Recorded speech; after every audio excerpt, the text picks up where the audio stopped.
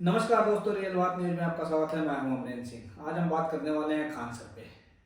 आज हम बात करने वाले हैं बिहार लोक सेवा आयोग के द्वारा आयोजित एक परीक्षा के बारे में। आज हम बात करने वाले हैं बीपीएससी के द्वारा जो हर साल परीक्षा आयोजित होती है उसके बारे में बात करने वाले हैं। देखा होगा शुक्रवार को दिन भर उठापटक थी, पूरे बिहार में उठापटक चल रही थी, क्योंकि बीपीएससी के द्वारा जो एग्जाम की डेट घोषित की जाती है, एग्जाम की डेट जैसी ही बताई जाती है, छात्रों के द्वारा प्रदर्शन किया जाता है और छात्र नेता द्वारा बताया जाता है, पहले ही सरकार को अवगत करा दिया जाता है कि 6 दिसंबर को बिहार में बड़ा प्रदर्शन होगा। प्रदर्शन किस लिए था और इस प्रदर्शन को इतना बड़ा रूप क्यों दिया गया। सर्वप्रथम मैं आपकी जानकारी के लिए बता देता हूं, खान सर का नाम कौन नहीं जानता। आज हम जिसकी बात करने वाले हैं वो है खान सर। खान सर एक बड़ा नाम है। आज आप जानते हैं कि बिहार में एक बड़ा नाम है और शिक्षा के लिए जाने जाते हैं। कोचिंग संस्था चलाते हैं, बड़ी कोचिंग संस्था चलाते हैं। खान जीएस रिसर्च सेंटर के नाम से कोचिंग संस्था चलाते हैं और कोचिंग संस्था इनकी पूरे इंडिया में फेमस है, पूरा भारत जानता है।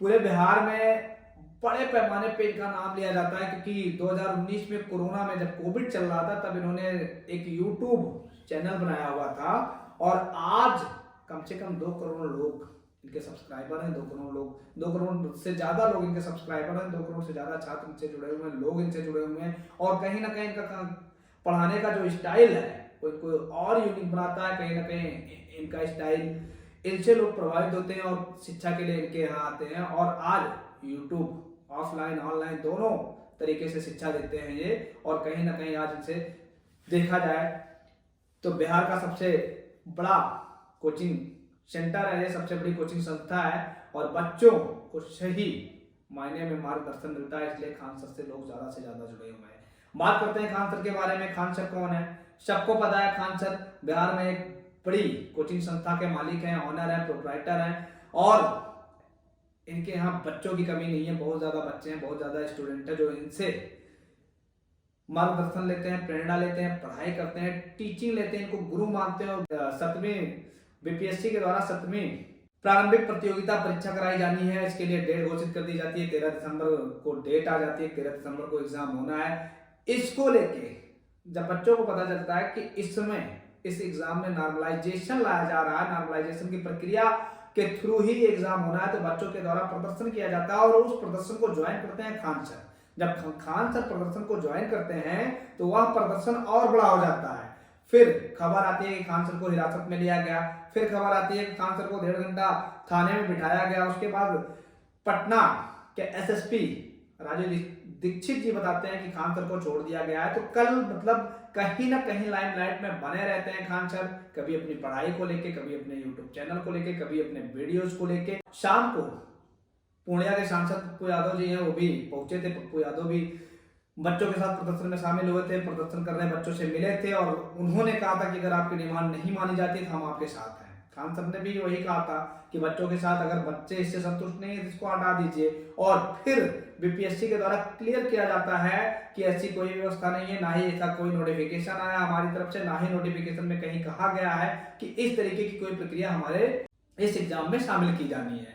सर्वप्रथम मैं आपको बता देता हूं बीपीएससी में नॉर्मलाइजेशन का मतलब क्या होता है। नॉर्मलाइजेशन का मतलब यह है कि स्टूडेंट का मानना है कि जैसे बहुत ज्यादा मात्रा में जब छात्र द्वारा फॉर्म भरे जाते हैं और एग्जाम में बहुत ज्यादा मात्रा में जब छात्र शामिल होने होते हैं, तो जब बीपीएससी मतलब बिहार लोक सेवा आयोग जब इसकी व्यवस्था नहीं एक पाली में नहीं कर पाता तो वो 1 से 2 पाली 3 पाली में एग्जाम कराता है। दूसरी चीज क्या होती है कि इसके अंतर्गत जब एग्जाम होता है, पहली पाली में अगर कठिन पेपर आए हैं, मतलब क्वेश्चन पेपर जो तैयार किए जाते हैं, क्वेश्चन पेपर जो सेट तैयार किए जाते हैं, पहले पाली में अगर कठिन पेपर है तो सेकंड पाली में आसान पेपर आते हैं। तो पहली पाली में कम मार्क्स आता है, सेकंड पाली में ज्यादा मार्क्स आता है। तो दोनों के बीच में तुलनात्मक स्थिति लाने के लिए कि दोनों में अगर औसत जो औसत अंक होता है, औसत अंक लाने के लिए क्या होता है कि जिनका कम मार्क्स होता है उनका मार्क्स बढ़ाया जाता है और जिनका ज्यादा होता है उनका मार्क्स कम किया जाता है। तो कहीं ना कहीं छात्र नेता का यह मानना था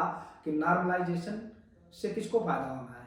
बिहार में जो शिक्षा माफिया बैठे हैं उनको फायदा होना है, जो वहां एजेंट बैठे हैं, जो भर्ती प्रक्रिया में एजेंट का काम करते हैं, उनका होना है।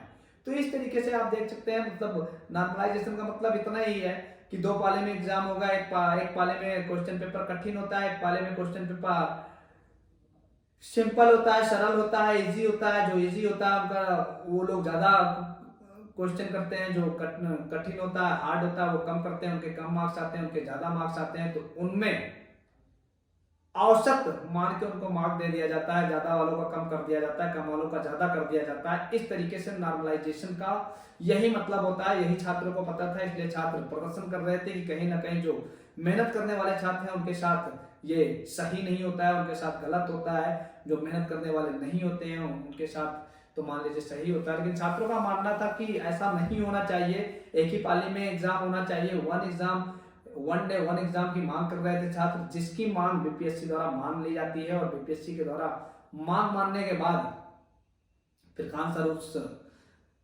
प्रदर्शन में शामिल होते हैं। खान सर भी अपनी बात रखते हैं, कहते हैं हम छात्रों के साथ हैं, छात्रों के साथ गलत नहीं होने देंगे। और इस तरीके से दिन भर खान सर उसमें छाए रहते हैं। खान सर को गिरफ्तार किया जाता है। जब पता चलता है कि खान सर को गिरफ्तार कर लिया गया, छात्रों में काफी आक्रोश भर जाता है और पूरे बिहार में प्रदर्शन होने लगता है, जिसके बाद 1.5 घंटे में ही खान सर को छोड़ दिया जाता है। और बताया जाता है कि इनको गिरफ्तार नहीं किया गया था, प्रशासन की तरफ से कहा जाता है कि खान सर खुद आके बैठ गए थे, इनको गिरफ्तार नहीं किया गया था, ये खुद आके यहाँ बैठ गए थे और जाना नहीं चाहते थे।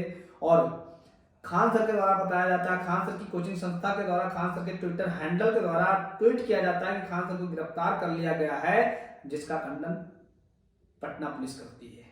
पटना पुलिस कहती है कि खान सर को गिरफ्तार नहीं किया गया था। उनके हैंडल से जो ट्वीट हुआ है वो भी कहीं ना कहीं फर्जी बताया जाता है, क्योंकि खान सर की गिरफ्तारी की खबर आते ही पूरे बिहार में बच्चों में आक्रोश भर जाता है और जो छात्र शांतिपूर्वक प्रदर्शन कर रहे थे वो उग्र हो जाते हैं। इसलिए प्रदर्शन को दबाने के लिए, रोकने के लिए ये सारी व्यवस्था की जाती है। खान सर को तुरंत छोड़ा जाता है, खान सर को रिहा किया जाता है। उसके बाद बीपीएससी बोर्ड के अधिकारी सामने आते हैं, वो बताते हैं कि नॉर्मलाइजेशन जैसी कोई प्रक्रिया नहीं है इस एग्जाम में, और यह एग्जाम 13 दिसंबर को ही होगा। 13 दिसंबर को एक पाली में एग्जाम कराया जाएगा, जिससे छात्रों में खुशी की लहर दौड़ जाती है और प्रदर्शन वहीं पे खत्म कर दिया जाता है।